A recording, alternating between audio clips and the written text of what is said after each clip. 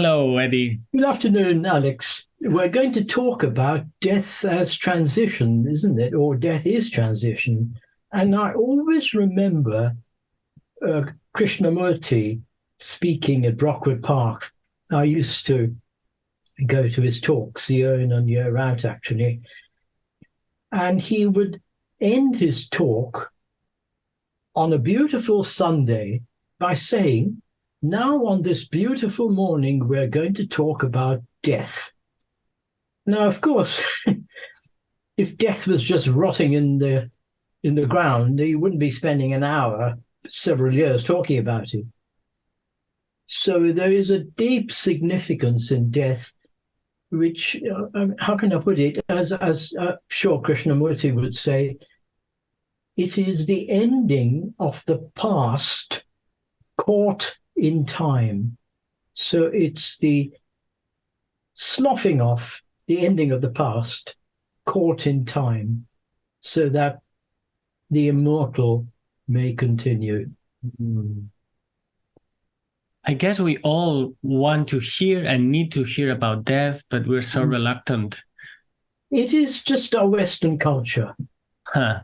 yeah, and our materialistic culture that tries to hammer it into our heads that death is extinction.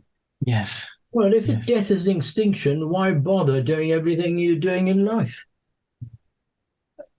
If only they would see it as a phase transition, like ice, water, steam, H2O is still H2O, but it presents different phases of itself.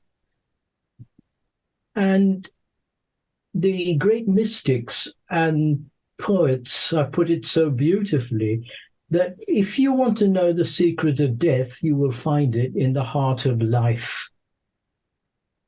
On the one hand, they may say, well, there's death is extinction. What else could it be based on their metaphysical assumptions? But I guess they could also say, I simply don't know.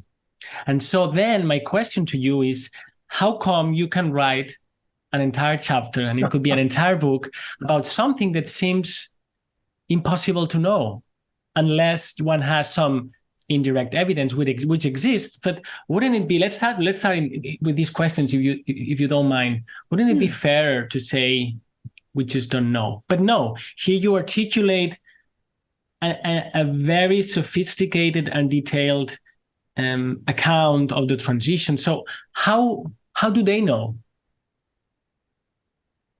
How do the great sages and Yes. the enlightened scientists know? Yes. Because as we said last time, quoting the great Greek Anaxagoras, our outward senses only perceives the phenomena. Our inner senses perceive their noumena, their causes, their hidden influences. And what I've tried to show in this chapter is the diverse streams of thought from science, religion, philosophy, occult science, of course, and most certainly from art and literature that all point in the same direction.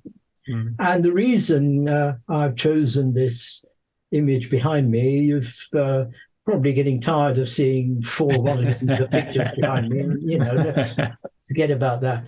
What you are seeing there are the mortal remains, the mortal vestures of the immortal Beethoven, Schubert, and Mozart, who did so much to uplift consciousness, and their spirit is ever more alive now than in their time. Poor Schubert only heard one concert of his own works. But here you see the mortal vestures, the outer containment of that immortal spirit that lives on. I call them the 3 saints. Whom I visited, I should say, the graveyard of the saints a couple of months ago in Vienna. All right. So we have 3 lives, according to perennial philosophy, and 3 transitions or 3 stages, right? 4 stages, 3 transitions, yes. All right.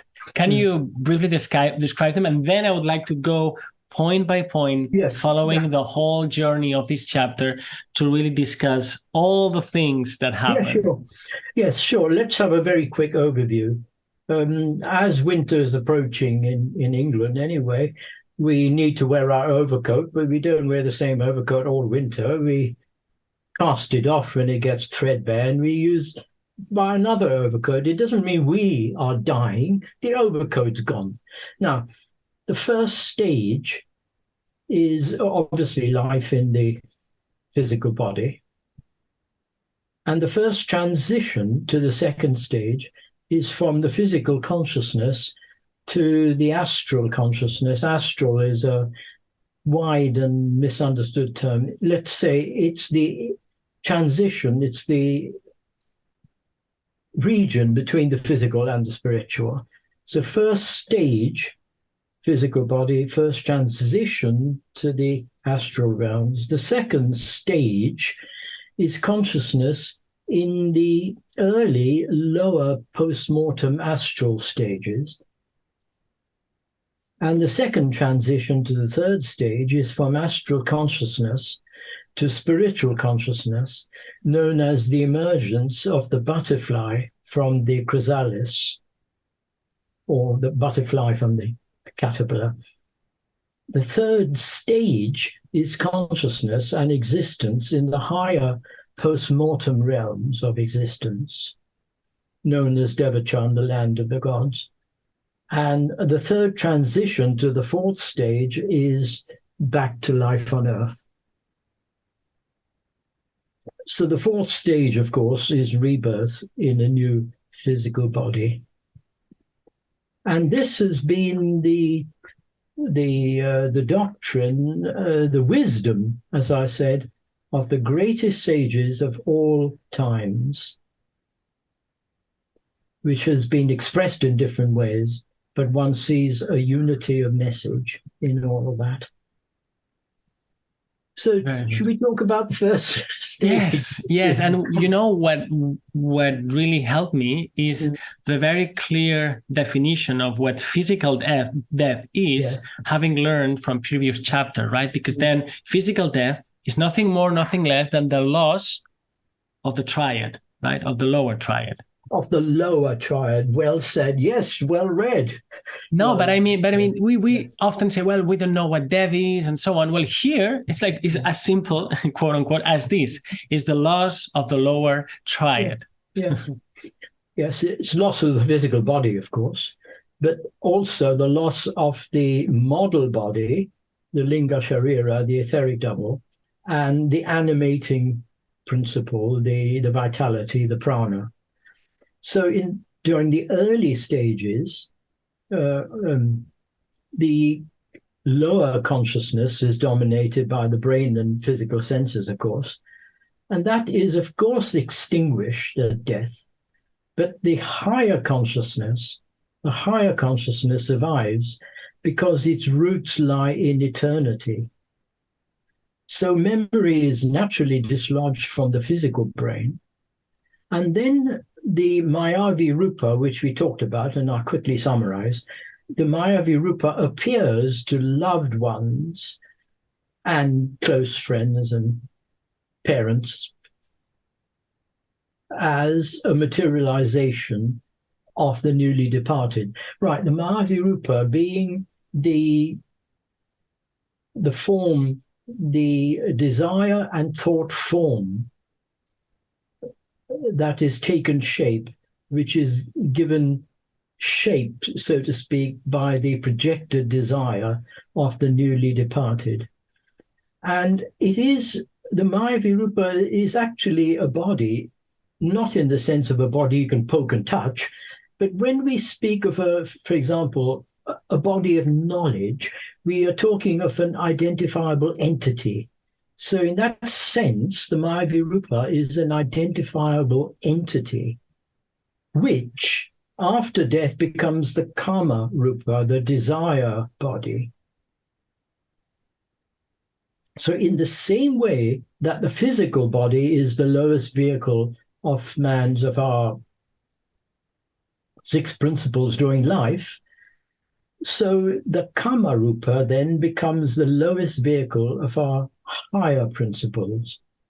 So we've lost the body, now we've got the soul and spirit. As Plutarch said, we start with 3, I'm paraphrasing, then we become 2, and then we become 1. Mm-hmm. Let me ask you here, before we move on. Yeah. So something is extinguished, something perishes. Yes. Where does that go? Is it lost forever? Well, that's a very good point. In the same way as you recycle material in your recycle bin, it's lost in the sense that it's ground to dust, it goes somewhere else, and it becomes the raw material for something else. But it's not an identifiable entity as far as you are concerned. And later on, we'll see that nature has her recycle facilities at all levels. So then just finishing this out, soon after that, there is this most important review of the life process, which NDE subjects describe. And that review occurs in Kamaloka, meaning loka means place, not a geographical place, of course, meaning a state of consciousness, known as Amenti in the Egyptian mythology, Purgatorio in Dante's Divine Comedy, Hades in the Greek mythology. Now, again, coming back to your initial question, Àlex, all of these traditions are saying one thing. They weren't emailing each other. They all access the one fountainhead of wisdom and expressed it in their own way.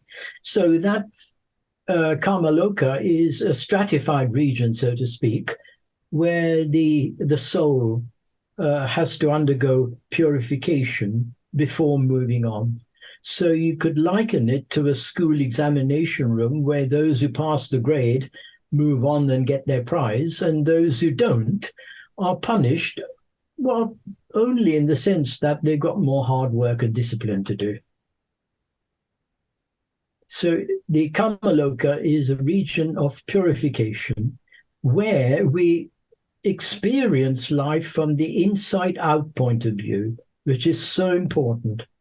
So we are on the receiving end of causes that we put out during life. So the golden rule, do unto others as you do unto yourself. Don't do unto others. That's the silver rule. Don't do others as you would not like them to do unto you. That applies. You make this point that the purification, let me see if I understood it correctly, is not about purifying our personality, because that's gone, right? Can you say more about the kind of purification that goes on there? Because we may imagine, well, it's about my temperament, how I am, my skills, but that it's more, you're right, kind of a spiritual purification. It is a spiritual purification, yes, in the sense that, how can I put it, after a hard day's work, you have a shower. So it is discerning that which is of spiritual and universal value and learning to discard all that which was temporary and transient. But also it is a time when the amount of desire and thought that you put into your physical life, that energizes the Kamarupa in Kamaloka.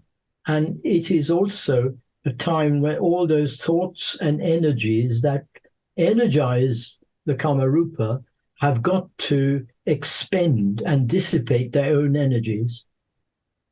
Does it make sense to ask how long it lasts for the dislodging, dissipation, and purification processes? So time is a very elusive thing. Time from our Earth standpoint is certainly not time from higher dimensions. The best analogy is dream. the dream state, an hour in a dream can be a twinkling of an eye physically. But rather than putting an absolute figure on time, it's more significant to say that the amount of time, whatever the time is, depends on the amount of processing you have to do. So if during life you have harbored spiritual thoughts and learned to let go of possessions, material and psychical and emotional, then the amount of processing is reduced to that extent. If you die with your energies unfulfilled, you lust over food and drink and sexual indulgence, and you're highly earthbound, as the saying goes, then the amount of time for those energies to dissipate will be proportionately longer. Now, those energies don't have agency, do they? Agencies? Yes, because later on you write about apparitions, as I understand, kind of the, if you wish, energetic remains of that. Oh yeah, definitely, yeah, most certainly. Do they have agency, or it's just like the kind of the past picture that's fading away? How to think about them? Think of it as the disintegration of that which was living and dissipating its energies. But we'll certainly come to apparitions, most certainly, yeah. Now, when somebody sees, for instance, a recently deceased person, and yes, quite recently, a woman came to me and explained that her partner had died, and that she felt he was there sometimes. What is there sometimes, and is it a kind of not a living, but is it an acting part of what his husband was? Or it's just kind of, again, the energy that's dissipating, and despite seemingly aware of the interaction, there's nothing really interacting there? Well, in a sense, there is an interaction. Otherwise, it wouldn't appear to one person and not another. So when it's a recently deceased, it's invariably what I refer to as the Maya Virupa, the projection of thoughts and desires. As, for example, I give the case of soldiers violently killed in war who appear in the bedroom of their former home.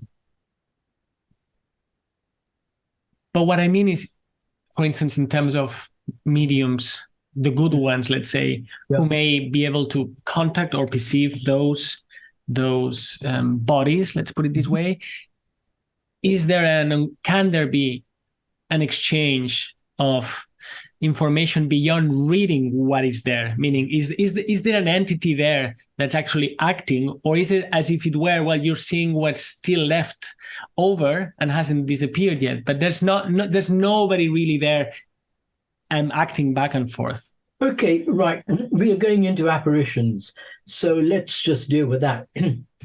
There's several kinds, but you can group them in this way. The first apparition is what you described. Let's just call them apparitions rather than ghosts. The recently departed, the Maya Virupa, but also, even with a slight degree of clairvoyance, you can see the etheric double, which is the model, the template, the model body, and you can see them hovering over the graves of newly departed. So that is the first kind of apparition. The second one, of course, is the far more significant. Now, as I said, the Kama Rupa is the vesture that contains the immortal triad, the Atma Buddhi Manas, the immortal triad. Now, after the first stage, after the first transition, there is what's known as a death struggle, which sounds a bit dramatic, but it's really a separation of the immortal elements from the mortal and psychic elements. So it's the separation of the immortal from the Kama Rupa. Okay. Now, in normal circumstances, the Kama Rupa, the psychic vesture, will, in its time, disintegrate as its psychic energies dissipate. But just as when you cast off your winter coat, it contains your shape, your odor, if I may say so, and other features, it's not you, but it contains your shape, rather like an actor's mask mirrors the actor's face. It's not the actor, but it's a mask. So that Kama Rupa, when it is divested of its immortal inhabitant, is known as a shell. So a shell because it's like a corpse. But that corpse can be activated or animated by a medium, by the energy and vitality of the medium. And that is what one sees in the seances, the activation of the shell. And there was this disagreement in Victorian times between the spiritualists and the theosophists that what we're seeing is the real spirit of the person. No, you're not. The spirit is nowhere there. It is his cast-off psychic vestures vitalized by the vitality of the medium and the sitters.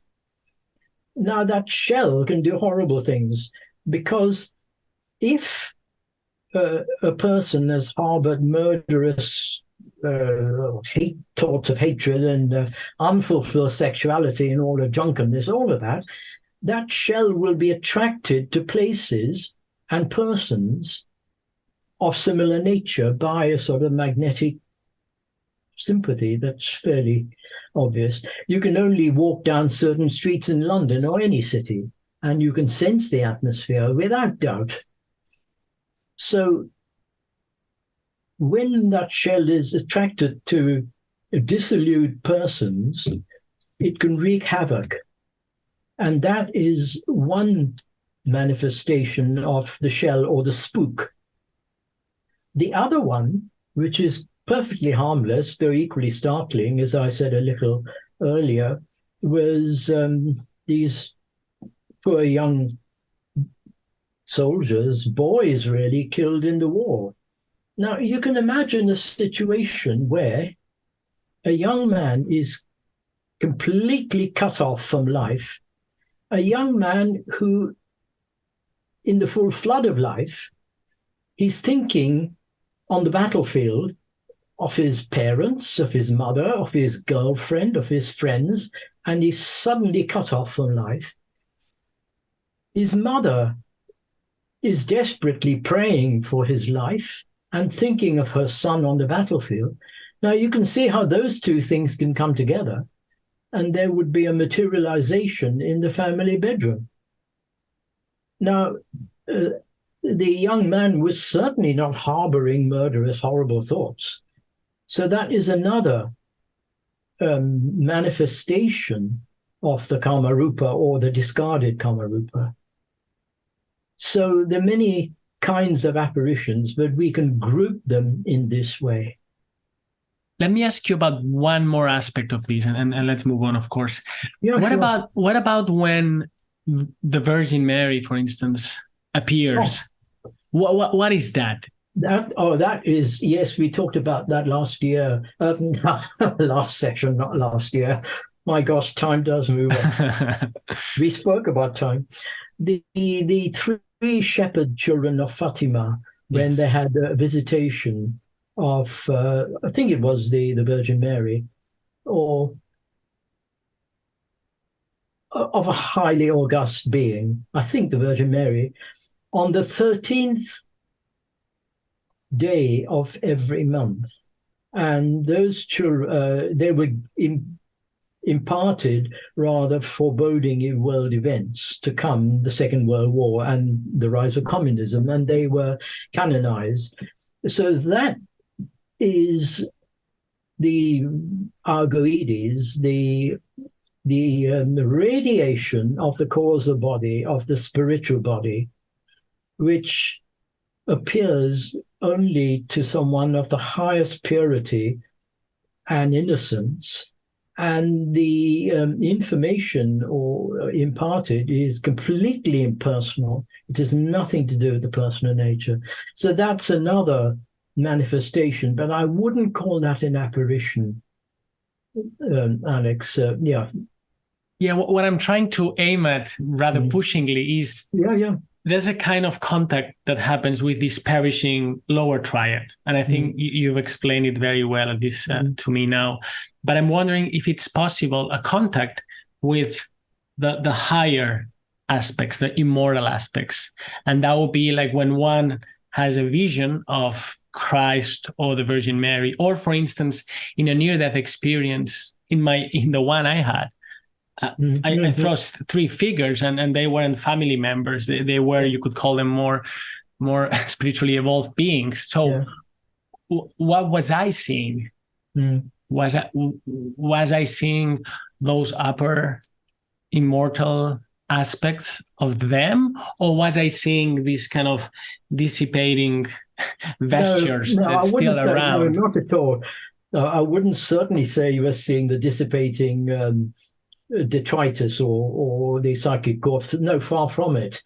Because for a start, the nature of the vision implies the source of the vision. I mean, if it's something that left you with great solace, great surprise, great awe, great reverence, then it is certainly a contact from a higher being. But a higher being has no body, so to speak, but it takes on a body, so to speak. It takes on a temporary vesture.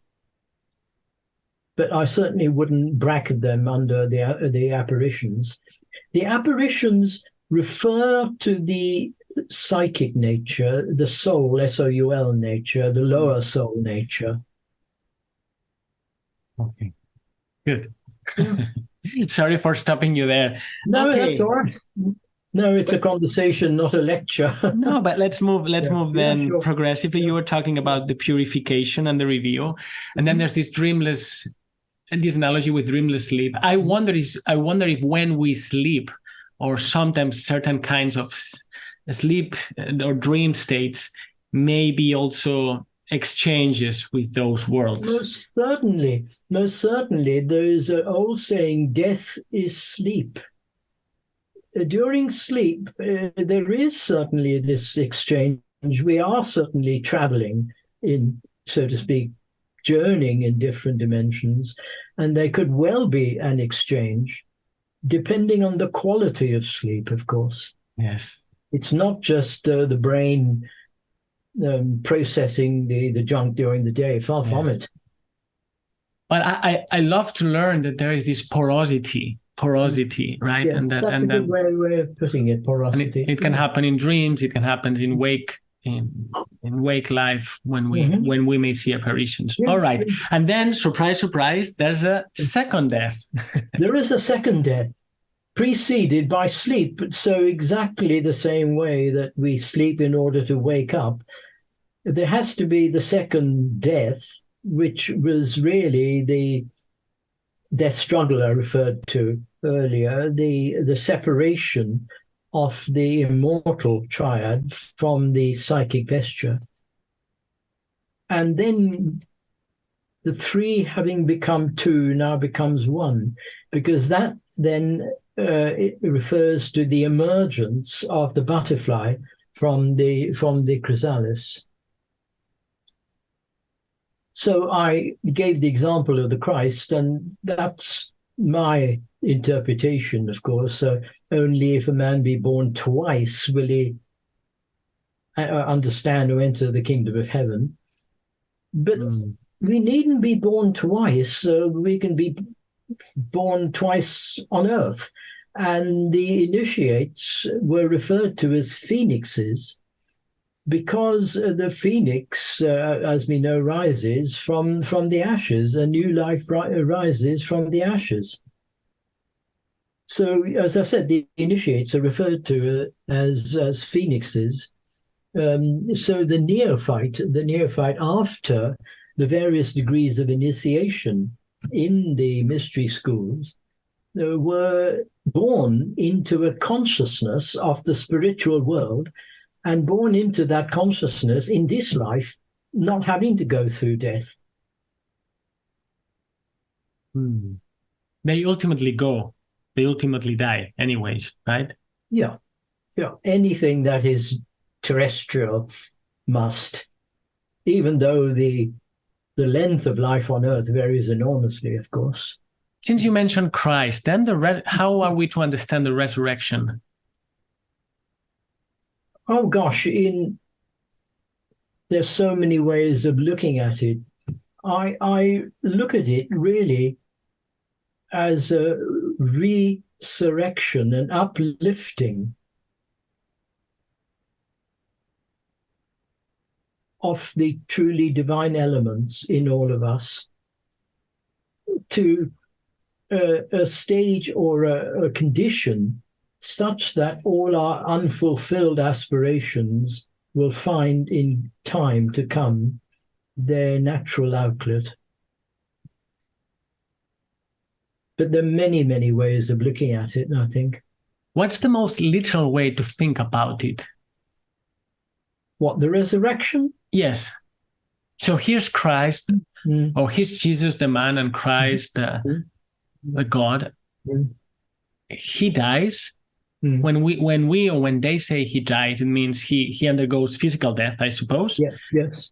What would perennial philosophy say then? He goes through this purification. Perhaps he can speak. No. He can skip the purification, no, right? No, it doesn't. Very important point. Yes. Because should we come to that when we talk about Devachan? Well, perfect, because actually Devachan is close in our journey after the three become two and the two becomes one. One goes to Devachan, right? We'll talk about Christ, whenever you want. Yes. And how arrogant it seems for someone to be talking about the Christ. But as long as one admits one's limited understanding and knowledge, it's all right, because we can only move on by discussing and exploring. So Devachan, it really means Deva, God, and Chan, the region, and therefore the dwelling place of the gods. And as I always like to do, I emphasize the other traditions. It's known as Sukhavati in Mahayana Buddhism. It's known as Seket Aru by the Egyptians, the Elysian Fields in the Greek philosophy, Valhalla by the Scandinavians, Paradiso by Dante. That's enough evidence, isn't it? So it's best understood as death is sleep. So just as when we have a problem, we sleep over it, and the answer appears almost miraculously the next day, it is a time of where it's a period of state of transition, of course, where the workshop in which are rough diamonds, so to speak, during life, our good thoughts, words, deeds, aspirations, are worked on in thought without any suffering or toil which we experience during the personal life. So the central role of Devachan is the fulfilling of all unfulfilled spiritual yearnings of the past incarnation. Of course, absolutely no earthly or material ambitions or any personal desires have any relation to Devachan. These are all associated with the Kama Rupa, the personal nature, these personal desires. But at whatever level, there is in Devachan an absolute oblivion of all that gave us pain and sorrow in life. And there is a beautiful saying in the Zohar that unless the soul receives the holy kiss or the reunion of the soul with the substance that emanated the soul, there we have a confirmation of Devachan. So that's the immortal triad. So coming back to the period of time and who goes, so to speak, goes to Devachan. Well, firstly, it is all to do with the amount of spiritual processing you have to do. A child that died very young has gathered little spiritual harvest, so the period of time in Devachan is very short. Heinous criminals, violent criminals, have no spiritual harvest, so there's no time in Devachan. The overriding principle, as I said, is the time is proportionate to the unexhausted spiritual impulses originating during Earth. So the average person will spend, as we're told, years, centuries sometimes. Now, advanced souls who don't need to do much verification will choose to incarnate to help humanity. Now we come to the Christ. The Christ, in my consideration, needs no purification. So there's no question of karma rupa and karma loka. There is that instant life in the heaven world.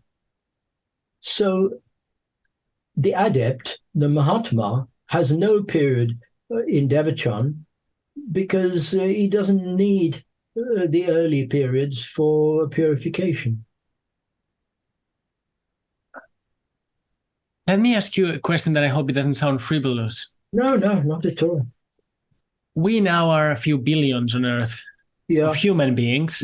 Yeah. And 200 years ago, we were there were much fewer of us. Yes. So if what goes on through this cycle has this core, this individuality, which, as you point out, means cannot be divided, and it's this kind of immortal core, and then dresses up again, and so on. How are we to think about these individuals? Were they in a long waiting list until population exploded? Yeah, a waiting list is a good way of putting it. They're known as the monads, awaiting incarnation when the hour of karma strikes, so to speak. And let's not forget prehistory, of course, where, as we are told, the Earth was much, much larger, and there were many, many more monads that were waiting incarnation in suitable vehicles.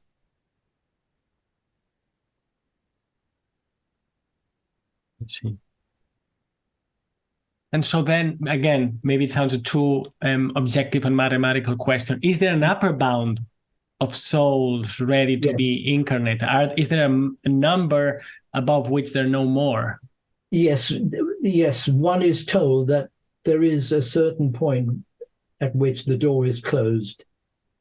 So there's only a certain number of souls, is not quite the word, of monads that will take on human incarnation. All right. So mathematically, you can't just extrapolate the line to infinity. Yes. Okay, you make a difference between immortality and eternity when you're speaking about Devachan. Yes, it's very interesting. Go ahead. Yes, death and immortality are the sort of the polarities of time, and death is approaching the infinitely small, of course, and immortality, the infinitely large. But both are in the realm of time. But immortality is not quite the same as eternity. Immortality has a beginning, but supposedly no end. Eternity is out of time. And I gave a short extract from the great Newton, where he, with the most incredible nuances of language, distinguishes between the infinite and infinity, between duration and to endure, the noun and the verb, between eternal and eternity, and all of these subtle distinctions showing his great understanding of these higher principles. And that's in the general scholium of Principia. So just again, talking of Devachan and retribution, the karma of evil deeds or good deeds, for that matter, is temporarily suspended, and only the karma of benevolent thoughts and deeds are carried into Devachan insofar as they are spiritual in their nature. Suffering is reserved for the subsequent earth life, because any cause that is sown on the earth plane must reap its consequence on the plane where it was sown. But retribution must not be equated with reprimand. That's very important. It applies equally to rewards justly earned. And then we're ready to talk about the transition from spiritual life back to terrestrial life. Sure. And what draws us back, it's known as tanha, which is the thirst for material existence. The thirst for material existence, until that thirst is fully exhausted, of course, after many incarnations. But it's not just ordinary thirst for material. It's trishna is the other word. It's a longing for familiar scenes and familiar experiences that we related to in our past life.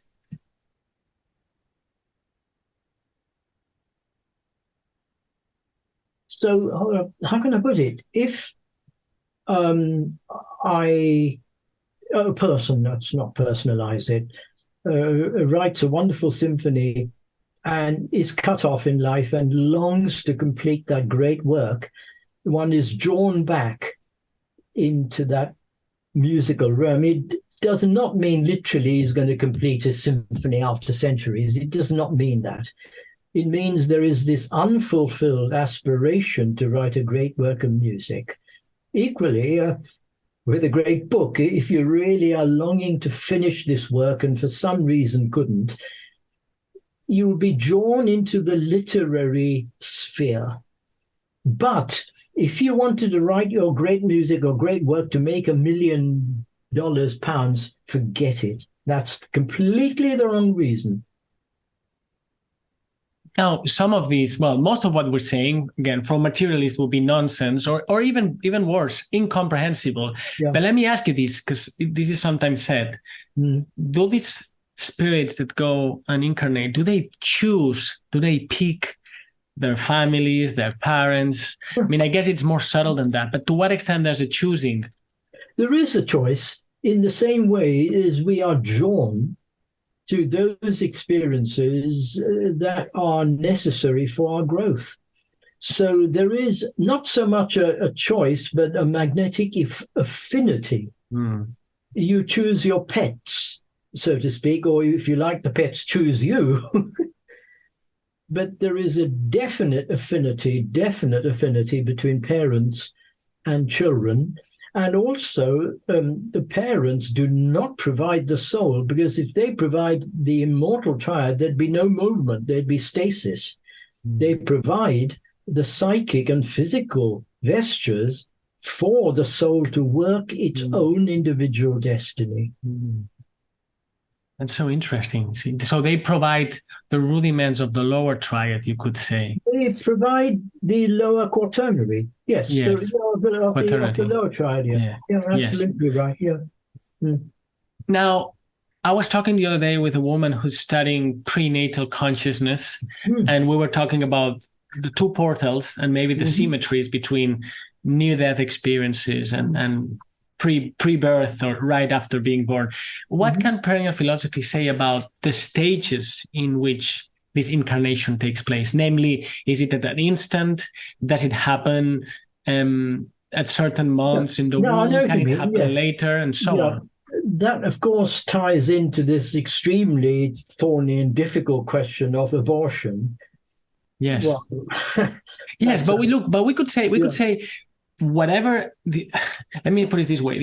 Some people were critiquing actually a theory of consciousness for its moral consequences, but you could just say, well, let's discuss what seems to be, and then whatever follows, right? So I know it's a contentious topic, but I just want to know what the sages have to say about it, and if it's more or less politically correct, well, too bad. I mean, I Oh, just want well, to yeah, know. never mind political correctness or incorrectness. Yeah.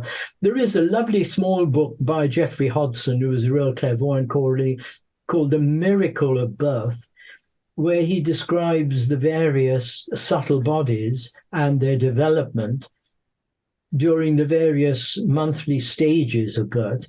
And what he said is, if I remember, there is a definite time, I think round about 3 months, where the vesture created is then inhabited by the indwelling soul, which is why there is this I think rule or ruling in the medical profession at what age one can abort a fetus or not, which is, of course, a very difficult and emotionally fraught subject. But in one sense, it is taking life, of course. But what kind of life are we taking? There are life in different stages of being and becoming. Yes. But prenatal consciousness is a fascinating subject, I think.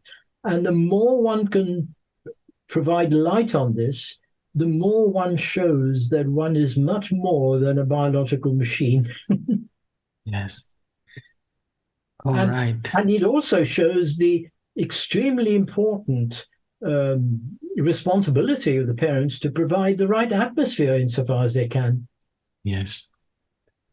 So is the child, you just mentioned it, but just to make sure, is the child inheriting not just, of course, the genome or the genetic material with recombination and what may, and also, of course, the physicality of the mother, but he or she, the child, is also inheriting other bodies that belong to the parents? Well, it's or the parents are providing that material, those atoms, so to speak. So the child is drawing upon the subtle bodies that the parents provide. Yes. Yeah. Yes. In that sense, yeah. Okay. You also mentioned, well, I think that's in a further chapter, but it's related to what I wanted to ask you. Mention animals. I think this is in chapter 6. Yeah. And I was also, and we also discussed this on our previous conversation, but it's worthwhile mentioning here again. Before humans were on Earth, what was going on about these cycles between terrestrial, astral, spiritual, and back? What was this cycle already going on, or it was somewhat on hold until man arose? Well, no, I would say the cycles are continuously in progress, and it's very important to look or regard human beings as a particular kingdom of nature, in the same way as we regard the mineral, the vegetable, and the animal as kingdoms of nature. So there are kingdoms of nature on different levels, eternally in process. I think in ending, there are two words that need mentioning and unpacking. Avicii, I'm not sure if I pronounce it correctly, and Antakarana. Antakarana, yeah, those you've hit on the two most vital words. The Antakarana means the internal instrument, anta, and karana, internal instrument. Now, it acts as an umbilical between the lower self and the higher self. Astronauts need an umbilical connection between themselves and the mothership. The child needs an umbilical connection between the mother and the child until the child is self-supporting.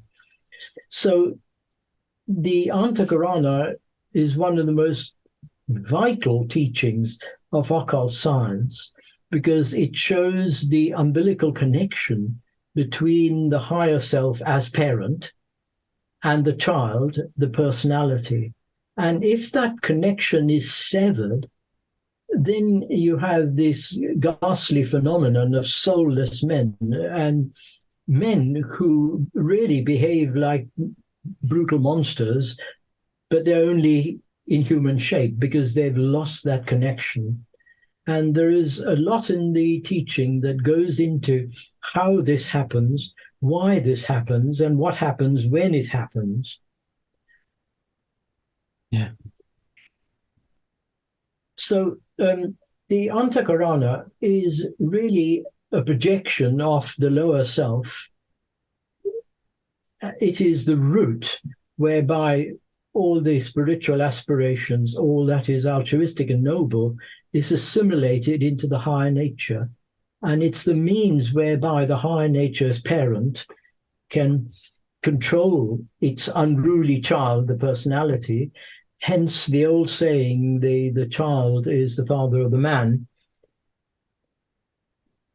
When a person leads a life of such immorality and cruelty, slipping down there, and the Antakarana is thinned down to such an extent, then the consciousness state is known as Avicii, which is the polar opposite of Devachan. Now, Avicii means the waveless state, and it's almost, here you have echoes of quantum physics, because the wave has energy, doesn't it? Energy and wave are almost synonymous in popular language. So if something is waveless, it is a state of utter stagnation. So Avicii is the equivalent of Inferno in Dante's Divine Comedy, not Purgatorio, Inferno, where those who have slipped down the scale of utter bestiality are find their cruelty and monstrosity have room for expansion before it is finally ground down, so to speak, in nature's recycling process. I know this is a what I'm going to say you'll need to correct, but I'll put it this way. So hell exists and it's not empty. Oh, it's full. Yeah, but it's not eternal damnation in the Christian sense, so to speak. But even in Avicii, as we are told, there is the possibility of reunion or re-ensoulment if one makes a supreme effort. Now, what's the supreme effort? Repentance, prayer, an earnest desire to put right and all the wrongdoings, to make up to people you hurt. That, again, anything like that will re-ensoul the individual, will strengthen the Antakarana, and will enable the parent higher self to take more control. Mm-hmm.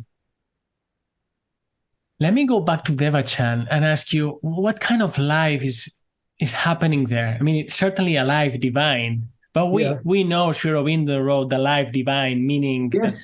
that, as I understand, that hopefully would happen on earth. But what kind of life is going on in Devachan? I mean, I suppose the gods don't go shopping, but to make it funny, if it is, but is there something going on there that resembles what we understand as life and living? Well, yes, there's something going on. Most certainly, think of moments in this life when you were taken out of yourself. Say, looking on the birth of your firstborn child or secondborn child, a mountain scene that completely stops your thinking mind. And for me, great music. So there is the most vital and vibrant kind of life. And it's life that doesn't need form, so to speak. That sounds paradoxical. But it's life that doesn't need to be expressed through form. It is life in itself. It is life in itself. Wonderful. Well, Edi, this chapter is fantastic. Thank you for having written it. Yeah. Yes, I hope everyone has a chance to read it or listen to it, know something about that, because it's when we started, or when I started, is, well, what happens when we die? Nothing. Next question, please. But you see, there's a lot going on, and I suppose it's worth knowing. Well, maybe I can ask you. Well, now that we know that, to the degree that we know it, I mean, we just heard about it by reading your chapter, right? But how does that change how we live here now? Yes, very, very good question. Very simply answered, Àlex. Yeah. England, one of the main problems in England, besides alcoholism, is obesity. Now, it's never worth carrying on too much body weight. You need the minimum body weight for your life expression.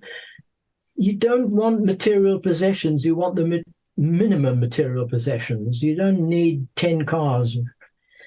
So obesity is never to be recommended physically and materially, but there is another kind of obesity, being full of concepts and ideas, and I want this and I want that. And psychological obesity is something to watch. So the more you are psychologically decluttered, the less time the Kamarupa will spend in Kamaloka, and the more opportunity you will have to move on.